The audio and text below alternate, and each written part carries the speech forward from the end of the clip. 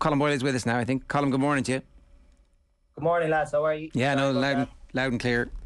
We were talking about Cian O'Neill. We'll talk about the Doves in a moment if we've got time at the end. But what kind of an impact do you think he could have in Galway? I think James spoke about it very well during the week there.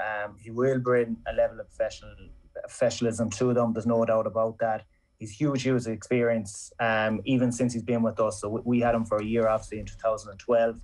And he moved on to Kerry then after that. So even since he would have been in with us in 2012, I'm sure he's developed further on, and he's gained even more and more experience. And when I was kind of thinking about it during the week, I suppose when he came in and took us in 2012, probably fairly similar scenario to the Galway team now was in. We would have had a mix of youth and experience and kind of older lads like possibly Damien Comer now and Shane Walsh, who are really looking to push on and really looking to develop. And then you obviously bring in your younger players and your newer players into that environment as well. So I think Cian will be really good for that.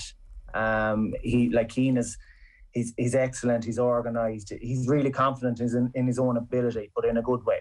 So when he's speaking, you know what he's talking about, and he directs his communication across very well. So look, he will be brilliant for them. There's no doubt about it. That, and like I said, with Pádraig Joyce coming into his third year now, it's probably what was needed in the Galway setup to bring in someone new, someone fresh, and someone that might be able to bring them in a different direction. Yeah, now it's a really interesting and diverse group who are actually plotting the course. Like it's great having somebody who is an absolute legend in Joyce, and you had Divley. Obviously, it seems like working on the football side of things, and now you've got somebody else just to kind of add that third pillar. And I'm sure there's other people who are important in the backroom team. But we talk about the position of Galway versus everybody else on a weekly basis when we're doing the power rankings, and like they just in recent years have flattered to deceive. So you can't put them in the top tier until they actually beat a top tier team in White Hot Championship and go, right, we are actually legitimately contenders here. And that has been the big knock on them. Is there a possibility they could bridge that gap this year? There absolutely is, Ger. It's well documented at this stage how open this year's championship is, and you've just said that they're looking for one big win. Like that big win, they'll be looking for that in 6 or 7 weeks' time against Mayo. Like if they win that game, I'm sure the confidence that team will gain from that, it would simply elevate them. They go into a kind of final then on huge confidence, and then I suppose the All-Ireland series where they really haven't been in the last 10 years or so to a certain extent, possibly by 2018, that's when the real test will come. But I suppose at the minute we're all kind of wondering how good this Galway team is. I think Division 2 definitely suits them this year, especially with Cian coming in. They brought in a good crop of young players as well, and new players, a lot from the under-20 team that won the All-Ireland 2 years ago. So like I said, I think Division 2 is suiting them. I think they probably haven't played the best teams in Division 2 yet either. So I think that their games are coming now. I think they've Clare this weekend, followed by Roscommon then and Derry, and then you're possibly looking at a league final after that. So these 4 kind of tougher games in Division 2 will probably tell us a bit more about Galway. And I think definitely that's a good run-in for them, especially if they get to a league final and possibly win Division 2 in the lead up to the Mayo game. You couldn't ask for a better warm-up for Championship. You get to test yourself week on week on week against teams who are fairly similar standard, but who are going to put you to the pin of your collar. And then you have to step up the graduation to the Mayo game. Like if you were plotting a course, maybe you'd want an easier game in the middle there to try some stuff out. But actually, if you've got a fair idea what your team is, they're going to be able to, if all goes well for you, you can go on a roll now and catapult yourself into the Championship. That's it, Sharon. Look, a winning game, everyone knows that winning games breed confidence. Everyone, if they were playing Division 1 this year, obviously wins are a lot harder to come by. You might get 2 or 3 wins, you know what I mean? And they might be going into that Mayo game, not as confident, as if they're after winning 7 or 8 games there in Division 2, possibly win a Division 2 title. It's probably between themselves and Derry for that accolade. But I think you're right in what you're saying there, just winning these games. And like Galway, you said they're around the same standard. I think Galway will see themselves better than Division 2 football. So they'll be just their full concentration of winning these games, literally getting through them, getting in Division 1, and then it's full focus then on Mayo in 7 weeks' time. And as a Mayo fan, putting aside the objectivity of being an analyst this morning for us, how worried are you? Yeah, well, you'd have to say Galway are improving. There's no doubt about it. I suppose, but like it's an ideal scenario if you're thinking about that Mayo game in 6 or 7 weeks' time. Like it's an ideal scenario for a Galway at the minute. They've had so little exposure TV wise. No one is really sure how good or how good they aren't. I'm sure Paul Joyce is delighted with that, and they're just plugging along, getting their wins. And like I said, with Cian O'Neill, they will be improving. Now they're going to come up against a good Mayo team, and Mayo to win that game in 6 or 7 weeks' time are going to have to be at it. They're going to have to be 100%. And to me, it's the game of the championship, definitely early doors. Okay, let's talk a little bit about how things are in Mayo at the moment.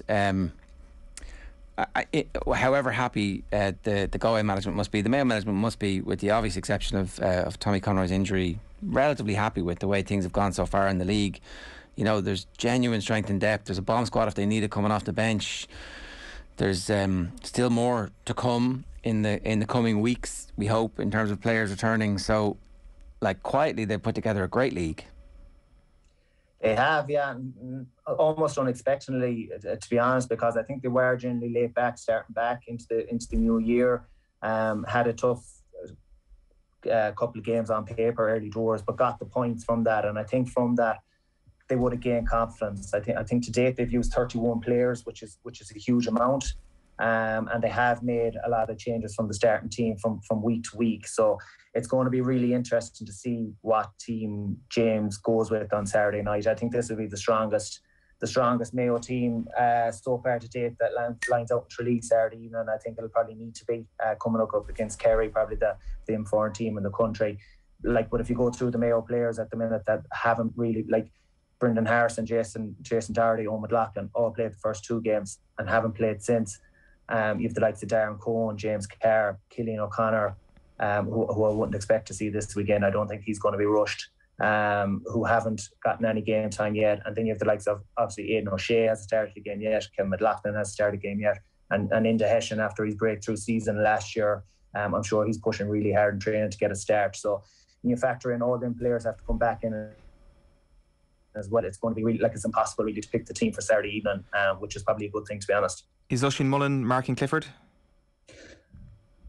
If I was a betting man, I'd say yeah. And I was actually just even thinking about potential matchups during the week. I would say Oisin will go back on David Clifford. Yeah, you could have a scenario where Paddy Durkin is on Sean O'Shea, Lee Keegan on Paddy Clifford, and then you go to midfield, Jack Barry possibly on Matty Ruan, Aidan O'Shea if he starts on Jeremy O'Connor, and down the other end then Ryan O'Donoghue on Tom O'Sullivan. So all the matchups, when you physically go through them, just make it the game even more mouth-watering prospect.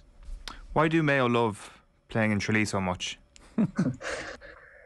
Well, I don't know, we mightn't be saying that on Saturday night, but I think generally over the last 10 years or so we've had a fairly good record down there. I don't know, generally when we've gone down there on a Saturday night, we've tended to stay even on the Friday night down there, which makes it a bit of a long weekend. But maybe it's the fact that you're together all weekend or something like that, and it gives you that bit of an edge when you get down there. I'm not sure what the boys' arrangements are this weekend, if they're travelling down that day or not, but possibly that has something to do with it. But it's a great venue. And when that's a full house, you know, and I'm expecting it will be Saturday night, a full house. It's a great atmosphere, and Mayo always brings a good crowd with that as well, and it adds to it. So, yeah, I think generally maybe the fact that you're just together all weekend, and look, Kerry's always a big game. You're always going to get yourself up for that, and you'll probably raise your performance forward. And possibly that's why Mayo have had a decent record over there in the last 10 years or so in the league. I won't mention 2019 Killarney in the championship, but generally in the league, it's been decent. I don't think there's been a home winner in that fixture in a long, long time, to be honest, because Kerry have got a great record in Castlebar recently as well. What's interesting though is that if we kind of pluck out a couple of years here, Colm, is that, say, 2017, I remember Kerry were very confident going into that game against Mayo in Tralee, and I think Andy Moran had an outstanding game, and Mayo come down and win that game. But the important thing was that it seemed like it was relevant come the summertime, that Kerry got a little bit spooked and Mayo should have put them away almost the first day in the All-Ireland semi-final, never mind the replay that they won well in the end. Yeah, it is, I suppose. You know, sometimes these league games can have a small bit of relevance. I suppose the other flip side of that, you know, I talked about 2019. We bet Kerry in the league down there in 19 as well in Tralee.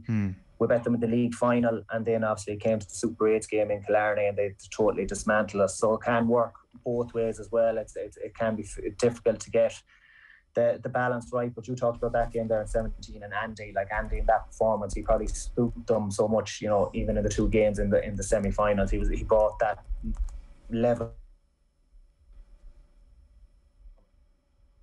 and them 2 games as well. So yeah, definitely, for him marking the Kerry backs, if you have a good game. So just say, for instance, if Oisin Mullins managed to have a good game on David Clifford, if they met again down the line of championship, I'm sure he'd bring great confidence from that into the game. And the same vice versa, if Clifford obviously gets the better of Oisin, it'd be similar for him down the line. So these little kind of psychological factors probably do come into play later on in the championship.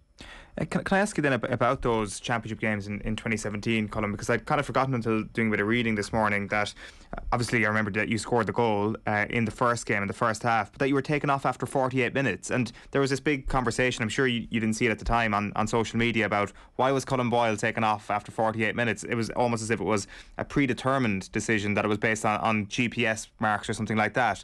What was the truth there?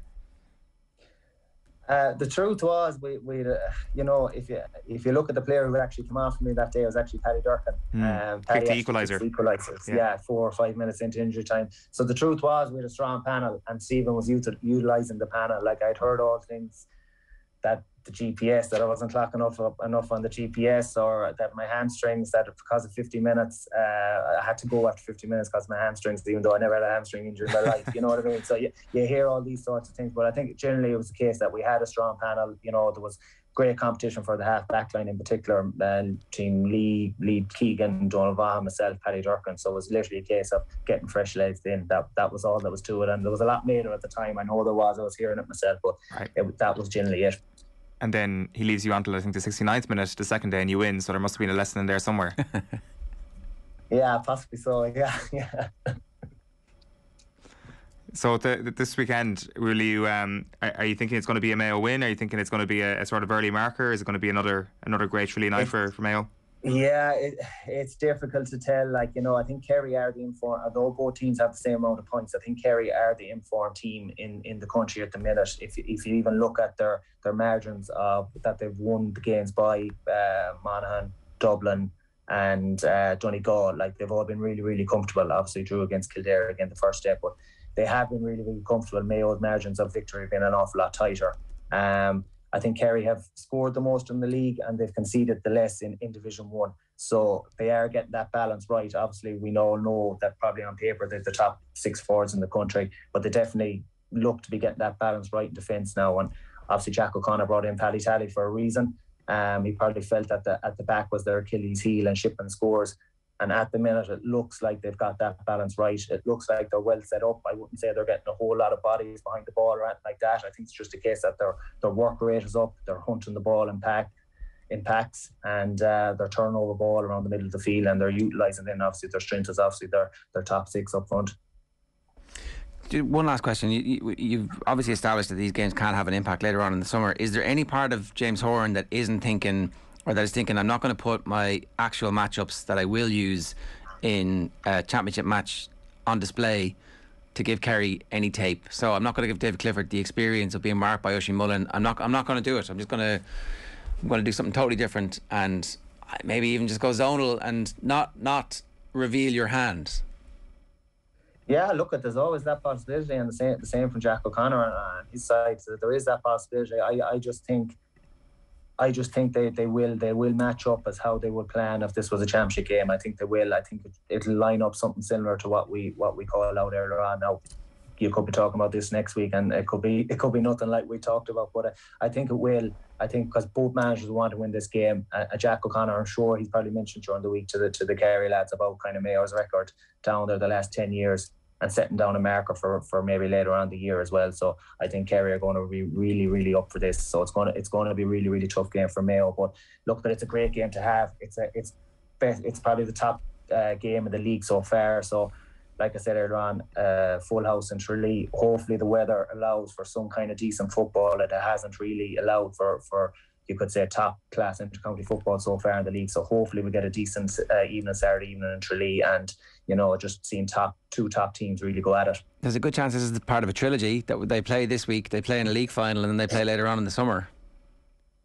Yeah, look, quite possibly so, and look, a lot of other teams will have something to say about that.